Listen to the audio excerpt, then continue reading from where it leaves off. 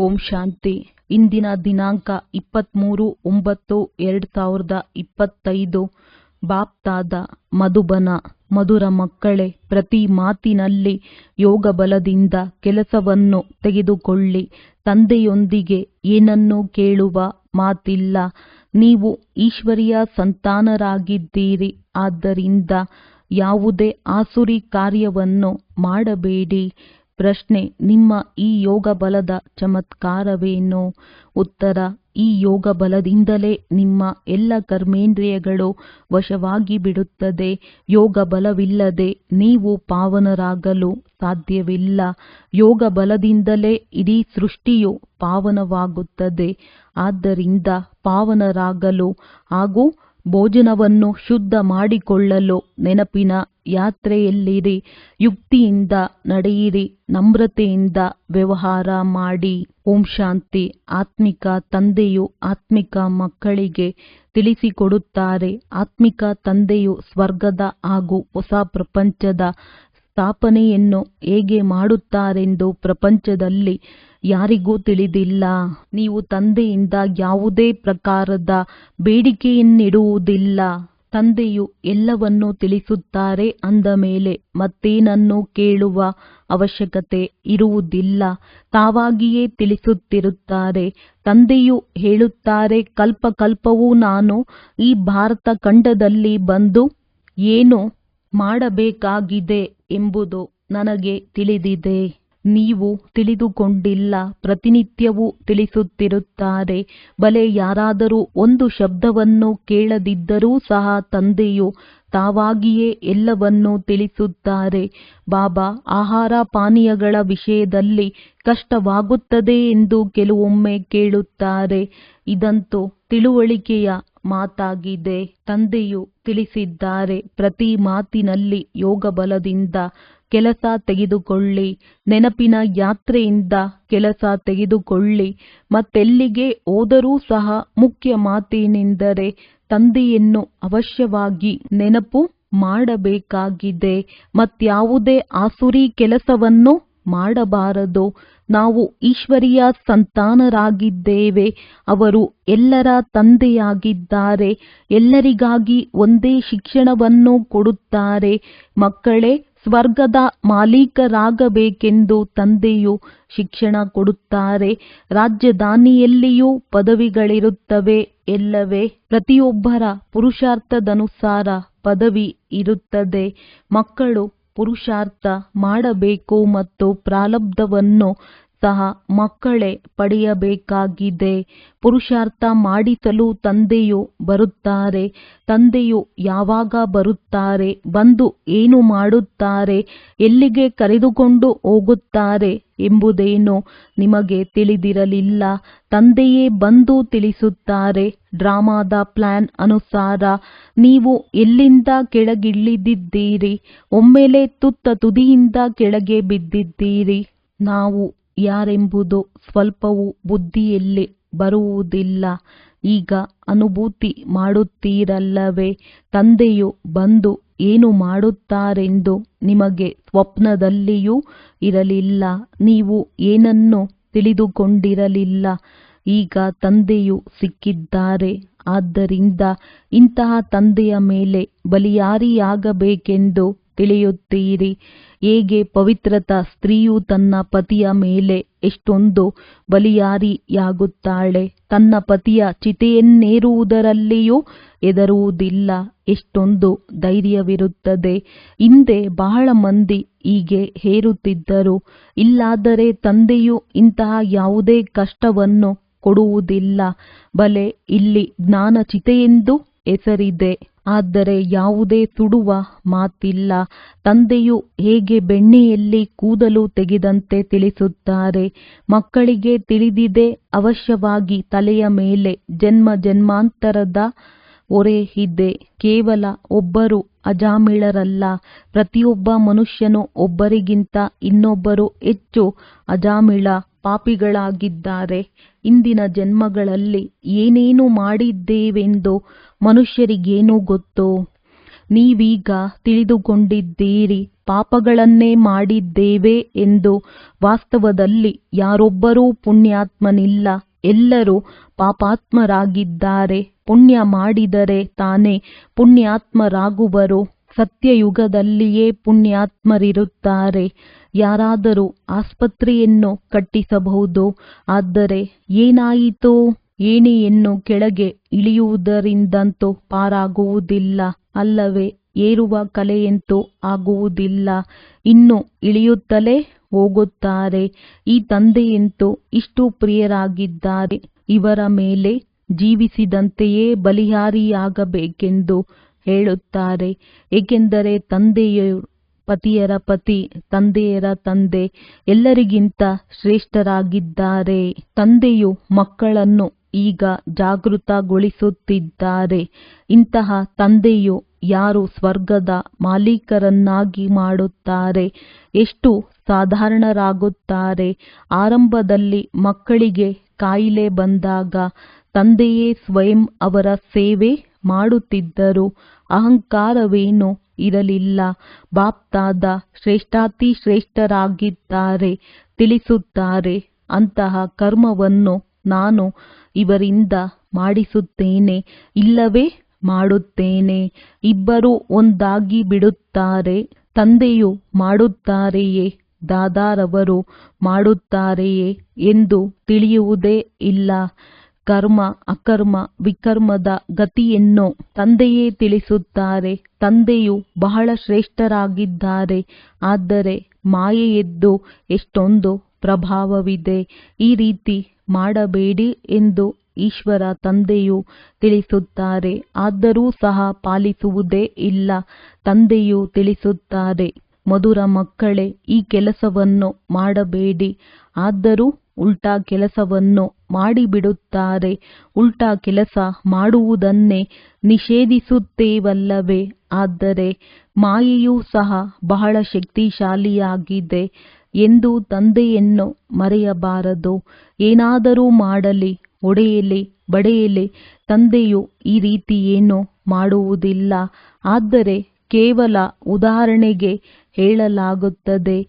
ನೀವು ಪ್ರೀತಿಯಾದರೂ ಕೊಡಿ ಅಥವಾ ತಿರಸ್ಕಾರ ಮಾಡಿ, ನಾವೆಂದೂ ನಿಮ್ಮ ಧರಣಿಯನ್ನು ಬಿಟ್ಟು ಹೋಗುವುದಿಲ್ಲವೆಂದು ಗೀತೆಯೂ ಇದೆ. ನಮಗಾಗಿ ಈ ಪ್ರಪಂಚದಲ್ಲಿ ಇರುವುದಾದರೂ ಏನು? ಬುದ್ಧಿಯು ಹೇಳುತ್ತದೆ, ನೀವು ಹೋಗುವುದಾದರೂ ಎಲ್ಲಿಗೆ? ತಂದೆಯು ರಾಜ್ಯಭಾಗ್ಯವನ್ನು ಕೊಡುತ್ತಾರೆ. ಅಂದ ಮೇಲೆ ಇದು ಮತ್ತೆಂದಾದರೂ ಸಿಗುತ್ತದೆಯೇ? ಇದು ಇನ್ನೊಂದು ಜನ್ಮದಲ್ಲಿಯೂ ಸಿಗುವುದಿಲ್ಲ. ಇವರು ಪಾರಲೌಕಿಕ ತಂದೆಯಾಗಿದ್ದಾರೆ. ನಿಮ್ಮನ್ನು ಬೇಹದ್ದಿನ ಸುಖಧಾಮದ ಮಾಲೀಕರನ್ನಾಗಿ ಮಾಡುತ್ತಾರೆ. ಮಕ್ಕಳೇ, ದೈವಿ ಗುಣಗಳನ್ನು ಧಾರಣೆ ಮಾಡಿಕೊಳ್ಳಬೇಕು. ಅದಕ್ಕಾಗಿ ತಂದೆಯು ಸಲಹೆ ಕೊಡುತ್ತಾರೆ, ತಮ್ಮ ಪೊಲೀಸ್ ಇತ್ಯಾದಿ ಕೆಲಸವನ್ನು ಮಾಡಿ. ಇಲ್ಲವಾದರೆ ಅವರು ನೌಕರಿಯಿಂದ ಪದಚ್ಯುತ ಮಾಡುತ್ತಾರೆ. ಆದ್ದರಿಂದ ತಮ್ಮ ಕೆಲಸವನ್ನಂತೂ ಮಾಡಲೇಬೇಕಾಗಿದೆ. ಕೆಲವೊಮ್ಮೆ ಕಣ್ಣು ಬಿಡಬೇಕಾಗುವುದು. ಆದರೆ ಎಷ್ಟು ಸಾಧ್ಯವೋ ಅಷ್ಟು ಪ್ರೀತಿಯಿಂದ ಕೆಲಸ ತೆಗೆದುಕೊಳ್ಳಿ. ಇಲ್ಲವಾದರೆ ಯುಕ್ತಿಯಿಂದ ಭಯಪಡಿಸಿ. ಆದರೆ ಒಡೆಯುವಂತಿಲ್ಲ. ತಂದೆಗೆ ಎಷ್ಟೊಂದು ಮಂದಿ ಮಕ್ಕಳಿದ್ದಾರೆ. ತಂದೆಗೂ ಮಕ್ಕಳ ಚಿಂತೆ ಇರುತ್ತದೆ. ಮೂಲ ಮಾತು ಪವಿತ್ರರಾಗಿರಬೇಕಾಗಿದೆ.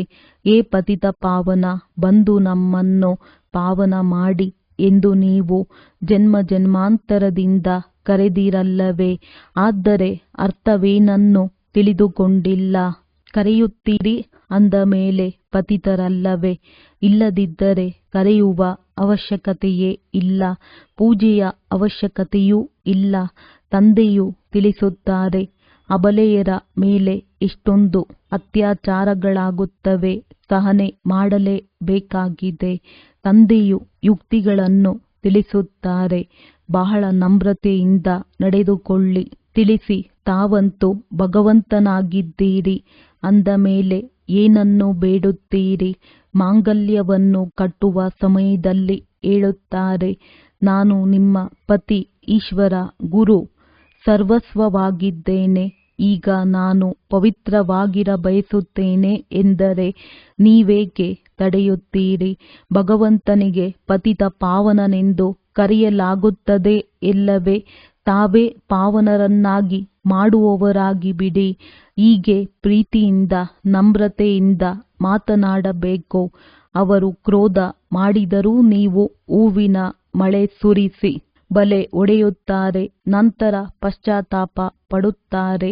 ಹೇಗೆ ಮದ್ಯಪಾನ ಸೇವಿಸಿದಾಗ ಬಹಳ ನಶೆ ಏರುತ್ತದೆ, ತಮ್ಮನ್ನು ರಾಜನೆಂದು ತಿಳಿಯುತ್ತಾರೆ, ಹಾಗೆಯೇ ಈ ಪ್ರಪಂಚವೂ ಸಹ ಇಂತಹ ವಸ್ತುವಾಗಿದೆ.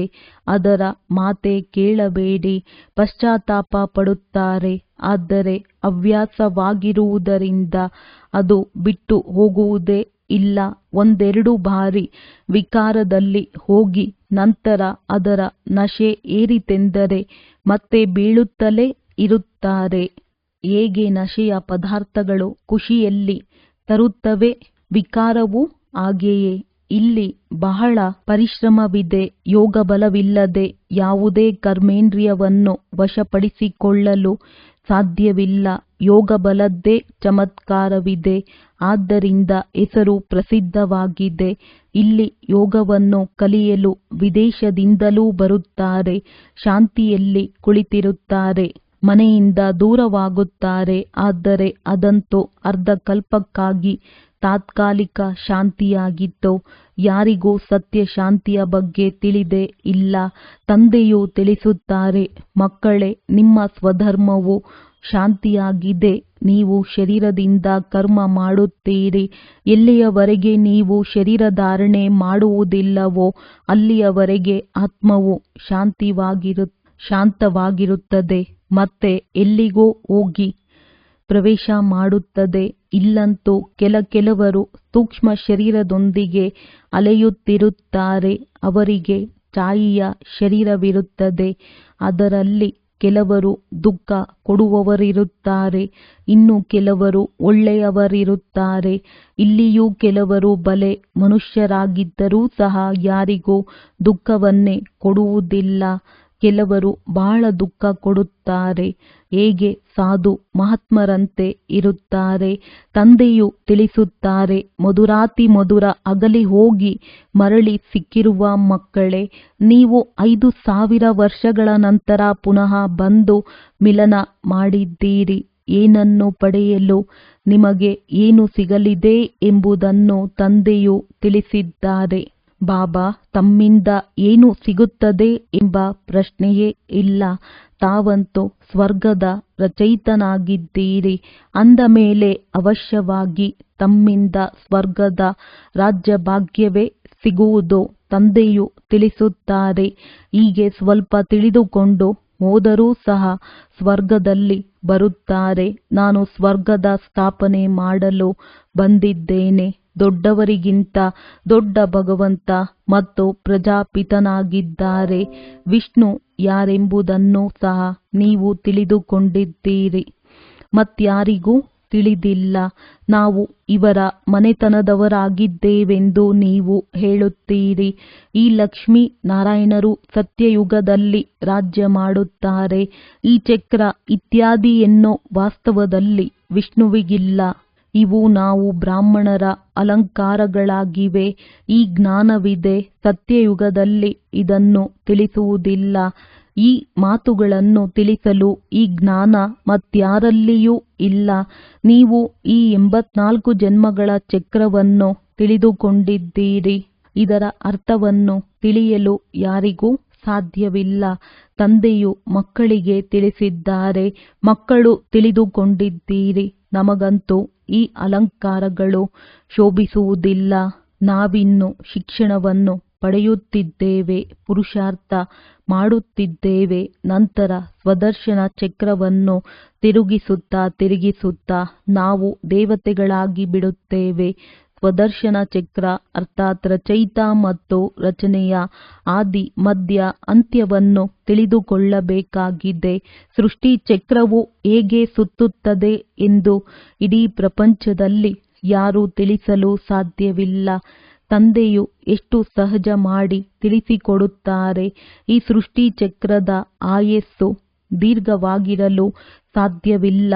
ಇಷ್ಟೊಂದು ಮಂದಿ ಮನುಷ್ಯರಿರುವ ಕಾರಣ ಮನುಷ್ಯರಿರುವ ಸಮಾಚಾರವನ್ನೇ ತಿಳಿಸಲಾಗುತ್ತದೆ. ಆಮೆಗಳಿಗೆಷ್ಟಿದೆ, ಮೀನುಗಳೆಷ್ಟಿದೆ ಎಂದು ತಿಳಿಸುವುದಿಲ್ಲ. ಮನುಷ್ಯರದ್ದೇ ಮಾತಿದೆ, ನಿಮ್ಮಿಂದಲೂ ಪ್ರಶ್ನಿಸುತ್ತಾರೆ. ಎಲ್ಲವನ್ನು ತಂದೆಯು ತಿಳಿಸಿಕೊಡುತ್ತಾರೆ. ಕೇವಲ ಅದರ ಮೇಲೆ ಪೂರ್ಣ ಗಮನ ಕೊಡಬೇಕಾಗಿದೆ. ತಂದೆಯು ತಿಳಿಸುತ್ತಾರೆ, ನೀವು ಯೋಗಬಲದಿಂದ ಜನ್ಮ ಪಡೆಯುತ್ತೀರಿ ಅಂದ ಮೇಲೆ ಯೋಗಬಲದಿಂದ ಆಹಾರವು ಶುದ್ಧವಾಗಲು ಸಾಧ್ಯವಿಲ್ಲವೇ? ಒಳ್ಳೆಯದು, ನೀವಂತೂ ಈ ರೀತಿಯಾಗಿದ್ದೀರಿ. ಆದರೆ ಮತ್ಯಾರನ್ನಾದರೂ ತಮ್ಮ ಸಮಾನ ಮಾಡಿಕೊಳ್ಳುತ್ತೀರಾ?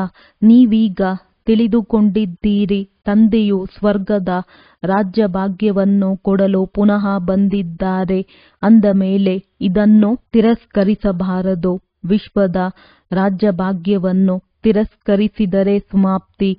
ಮತ್ತೆ ಹೋಗಿ ಕಸದ ಬುಟ್ಟಿಯಲ್ಲಿ ಬೀಳಬೇಕಾಗುವುದು. ಇಡೀ ಪ್ರಪಂಚವು ಕೊಳಕಾಗಿದೆ ಅಂದ ಮೇಲೆ ಇದಕ್ಕೆ ಕಸವೆಂದೇ ಹೇಳುತ್ತಾರೆ. ಪ್ರಪಂಚದ ಸ್ಥಿತಿ ನೋಡಿ ಏನಾಗಿದೆ. ನೀವಂತೂ ತಿಳಿದುಕೊಂಡಿದ್ದೀರಿ, ನಾವು ವಿಶ್ವದ ಮಾಲೀಕರಾಗುತ್ತೇವೆಂದು. ಆದರೆ ಸತ್ಯಯುಗದಲ್ಲಿ ಒಂದೇ ರಾಜ್ಯವಿತ್ತು ಎಂಬುದನ್ನು ಯಾರೂ ತಿಳಿದುಕೊಳ್ಳುವುದಿಲ್ಲ. ತಮ್ಮ ಅಭಿಮಾನವಿರುತ್ತದೆ, ಆದ್ದರಿಂದ ಏನನ್ನೂ ಕೇಳುವುದಿಲ್ಲ. ಇದೆಲ್ಲವೂ ತಮ್ಮ ಕಲ್ಪನೆಯೆಂದು ಹೇಳಿಬಿಡುತ್ತಾರೆ. ಕಲ್ಪನೆಯಿಂದಲೇ ಈ ಶರೀರವು ರಚನೆಯಾಗಿದೆ ಎಂದು ಹೇಳುತ್ತಾರೆ. ಅರ್ಥವೇನನ್ನು ತಿಳಿದುಕೊಂಡಿಲ್ಲ. ಇದು ಈಶ್ವರನ ಕಲ್ಪನೆಯಾಗಿದೆ. ಈಶ್ವರನು ಏನು ಬೇಕೋ ಅದನ್ನು ಮಾಡಬಲ್ಲರು. ಇದು ಅವರ ಆಟವಾಗಿದೆ ಎಂದು ಏನೇನೋ ಮಾತನಾಡುತ್ತಾರೆ. ಆ ಮಾತನ್ನೇ ಕೇಳಬೇಡಿ. ಈಗ ನೀವು ಮಕ್ಕಳು ತಿಳಿದುಕೊಂಡಿದ್ದೀರಿ. ತಂದೆಯು ಬಂದಿದ್ದಾರೆ. ಬಾಬಾ, ನಾವು ಪ್ರತಿ 5,000 ವರ್ಷಗಳ ನಂತರ ತಮ್ಮಿಂದ ಸ್ವರ್ಗದ ಆಸ್ತಿಯನ್ನು ಪಡೆಯುತ್ತೇವೆಂದು ವೃದ್ಧೆಯರೂ ಸಹ ಹೇಳುತ್ತಾರೆ. ನಾವೀಗ ಸ್ವರ್ಗದ ರಾಜ್ಯ ಭಾಗ್ಯವನ್ನು ಪಡೆಯಲು ಬಂದಿದ್ದೇವೆ. ನಿಮಗೆ ತಿಳಿದಿದೆ, ಎಲ್ಲ ಪಾತ್ರಧಾರಿಗಳದ್ದು ತಮ್ಮ ಪಾತ್ರವಿದೆ. ಒಬ್ಬರ ಪಾತ್ರವು ಇನ್ನೊಬ್ಬರಿಗೆ ಹೋಲುವುದಿಲ್ಲ. ನೀವು ಪುನಃ ಇದೇ ನಾಮರೂಪದಲ್ಲಿ ಬಂದು ಇದೇ ಸಮಯದಲ್ಲಿ ತಂದೆಯಿಂದ ಆಸ್ತಿಯನ್ನು ತೆಗೆದುಕೊಳ್ಳುವ ಪುರುಷಾರ್ಥ ಮಾಡುತ್ತೀರಿ. ಇದು ಎಷ್ಟು ದೊಡ್ಡ ಸಂಪಾದನೆಯಾಗಿದೆ. ಅರೆ, ತಂದೆಯು ಹೇಳುತ್ತಾರೆ, ಸ್ವಲ್ಪ ಜ್ಞಾನ ಕೇಳಿದರೂ ಸಹ ಸ್ವರ್ಗದಲ್ಲಿ ಬಂದು ಬಿಡುತ್ತೀರೆಂದು. ಆದರೆ ಪ್ರತಿಯೊಬ್ಬ ಮನುಷ್ಯನೂ ಶ್ರೇಷ್ಠರಾಗುವ ಪುರುಷಾರ್ಥವನ್ನೇ ಮಾಡುತ್ತಾರಲ್ಲವೇ? ಅಂದಾಗ ಮೊದಲು ಪುರುಷಾರ್ಥವಾಗಿದೆ. ಒಳ್ಳೆಯದು. ಮಧುರಾತಿ ಮಧುರ ಅಗಲಿ ಹೋಗಿ ಮರಳಿ ಸಿಕ್ಕಿರುವ ಮಕ್ಕಳ ಪ್ರತಿ ಮಾತ್ಪಿತಾ ಬಾಪ್ದಾದಾರವರ ನೆನಪು, ಪ್ರೀತಿ ಹಾಗೂ ಸುಪ್ರಭಾತ. ಆತ್ಮಿಕ ಮಕ್ಕಳಿಗೆ ಆತ್ಮಿಕ ತಂದೆಯ ನಮಸ್ತೆ. ಧಾರಣೆಗಾಗಿ ಮುಖ್ಯ ಸಾರ. ಹೇಗೆ ತಂದೆಯು ಮಕ್ಕಳ ಸೇವೆ ಮಾಡುತ್ತಾರೆ, ಯಾವುದೇ ಅಹಂಕಾರವಿಲ್ಲ. ಇದೇ ರೀತಿ ತಂದೆಯನ್ನು ಅನುಸರಿಸಬೇಕಾಗಿದೆ. ತಂದೆಯ ಶ್ರೀಮತದಂತೆ ನಡೆದು ವಿಶ್ವದ ರಾಜ್ಯ ಭಾಗ್ಯವನ್ನು ಪಡೆಯಬೇಕಾಗಿದೆ. ತಿರಸ್ಕಾರ ಮಾಡಬಾರದು. ತಂದೆಯರ ತಂದೆ, ಪತಿಯರ ಪತಿ ಯಾರು ಎಲ್ಲರಿಗಿಂತ ಶ್ರೇಷ್ಠ ಪ್ರಿಯರಾಗಿದ್ದಾರೆಯೋ ಅವರ ಮೇಲೆ ಜೀವಿಸಿದಂತೆಯೇ ಬಲಿಹಾರಿಯಾಗಬೇಕಾಗಿದೆ. ಜ್ಞಾನಚಿತೆಯ ಮೇಲೆ ಕುಳಿತುಕೊಳ್ಳಬೇಕು. ಮರೆವಿನಿಂದಲೂ ಸಹ ಎಂದು ತಂದೆಯನ್ನು ಮರೆತು ಉಲ್ಟಾ ಕರ್ಮ ಮಾಡಬಾರದು. ವರದಾನ: ಖುಷಿಗಳ ಅಕೂಟ ಖಜಾನೆಯಿಂದ ಭರ್ಪೂರ್ ಸದಾ ನಿಶ್ಚಿಂತ ಚಕ್ರವರ್ತಿ ಭವ. ಖುಷಿಗಳ ಸಾಗರನ ಮೂಲಕ ಪ್ರತಿದಿನ ಖುಷಿಯ ಅಕೂಟ ಖಜಾನೆ ಸಿಗುತ್ತಿರುವುದು. ಆದ್ದರಿಂದ ಯಾವುದೇ ಪರಿಸ್ಥಿತಿಯಲ್ಲಿ ಖುಷಿ ಕಳೆದು ಹೋಗಲು ಸಾಧ್ಯವಿಲ್ಲ. ಯಾವುದೇ ಮಾತಿನ ಬಗ್ಗೆ ಚಿಂತೆಯಾಗಲು ಸಾಧ್ಯವಿಲ್ಲ. ಈಗಲ್ಲ, ಆಸ್ತಿಪಾಸ್ತಿಗೆ ಏನಾಗುವುದು, ಪರಿವಾರ ಏನಾಗುವುದು, ಪರಿವರ್ತನೆ ಆಗುವುದಲ್ಲವೇ? ಹಳೆಯ ಪ್ರಪಂಚದಲ್ಲಿ ಎಷ್ಟೇ ಶ್ರೇಷ್ಠರಿರಲಿ, ಆದರೆ ಎಲ್ಲವೂ ಹಳೆಯದೇ ಆಗಿದೆ. ಆದ್ದರಿಂದ ನಿಶ್ಚಿಂತ ಚಕ್ರವರ್ತಿಯಾದಿರಿ. ಏನಾಗುವುದೋ ಒಳ್ಳೆಯದೇ ಆಗುವುದು. ಬ್ರಾಹ್ಮಣರಿಗೆ ಎಲ್ಲವೂ ಒಳ್ಳೆಯದೇ, ಯಾವುದೂ ಸಹ ಕೆಟ್ಟದಲ್ಲ. ನಿಮ್ಮ ಬಳಿ ಇಲ್ಲ ಇಂತಹ ಬಾದ್ಶಾಹಿ ಇದೆ, ಅದನ್ನು ಯಾರೂ ಕಸಿದುಕೊಳ್ಳಲು ಸಾಧ್ಯವಿಲ್ಲ. ಈ ಸಂಸಾರಕ್ಕೆ ಒಂದು ಅಲೌಕಿಕ ಆಟ ಮತ್ತು ಪರಿಸ್ಥಿತಿಗಳನ್ನು ಆಟದ ಬೊಂಬೆ ಎಂದು ತಿಳಿದು ನಡೆಯಿರಿ, ಆಗ ಎಂದೂ ನಿರಾಸೆಯಾಗುವುದಿಲ್ಲ. ಅವ್ಯಕ್ತ ಸೂಚನೆ. ಈಗ ಲಗನ್ನಿನ ಪ್ರೀತಿಯ ಅಗ್ನಿಯನ್ನು ಪ್ರಜ್ವಲಿತಗೊಳಿಸಿ ಯೋಗವನ್ನು ಜ್ವಾಲಾರೂಪವನ್ನಾಗಿ ಮಾಡಿ. ಲಾಸ್ಟ್ ಸೋ ಫಾಸ್ಟ್ ಪುರುಷಾರ್ಥದ ಜ್ವಾಲಾರೂಪವೇ ಉಳಿದುಬಿಟ್ಟಿದೆ. ಪಾಂಡವರ ಕಾರಣ ಯಾದವರು ನಿಂತಿದ್ದಾರೆ. ಪಾಂಡವರ ಶ್ರೇಷ್ಠ ಪದವಿ, ಆತ್ಮಿಕ ಪದವಿಯ ಸ್ಥಿತಿ ಯಾದವರ ಒತ್ತಡದ ಪರಿಸ್ಥಿತಿಗಳನ್ನು ಸಮಾಪ್ತಿ ಮಾಡುತ್ತದೆ. ಅಂದಾಗ ತಮ್ಮ ಪದವಿಯಿಂದ ಒತ್ತಡದಲ್ಲಿರುವ ಆತ್ಮಗಳಿಗೆ ಶಾಂತಿ ಹಾಗೂ ನೆಮ್ಮದಿಯ ವರದಾನವನ್ನು ನೀಡಿ ಜ್ವಾಲಾ ಸ್ವರೂಪ ಅರ್ಥಾತ್ ಲೈಟ್ ಹೌಸ್ ಮತ್ತು ಮೈಟ್ ಹೌಸ್ ಸ್ಥಿತಿಯನ್ನು ಅರ್ಥ ಮಾಡಿಕೊಳ್ಳುತ್ತಾ ಇದೇ ಪುರುಷಾರ್ಥದಲ್ಲಿರಿ. ಒಳ್ಳೆಯದು. ಓಂ ಶಾಂತಿ. ಓಂ